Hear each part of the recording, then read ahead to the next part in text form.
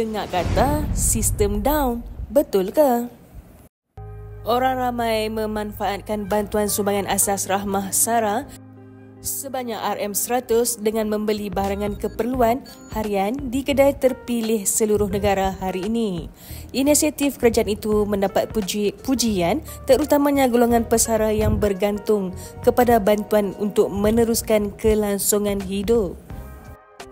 Pesara swasta Syuib Mohamad, umur 71, dari Pangsapuri Putrajaya di Sydney berkata, bantuan itu membuktikan keprihatinan kerajaan terhadap rakyat terutama golongan warga emas.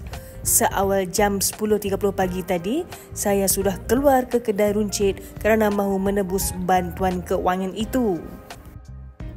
Katanya lagi, saya dapat beli barangan keperluan asas seperti tepung, gula, sos, telur dan sabun mandi, malah masih ada baki yang boleh digunakan sehingga 31 Disember depan.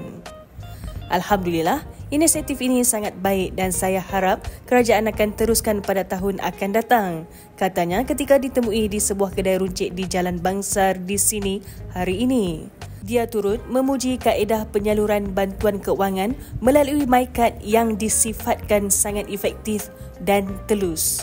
Ini bermakna warga Malaysia sajalah yang dapat, tidak berlaku keterisan kepada warga asing, jelasnya.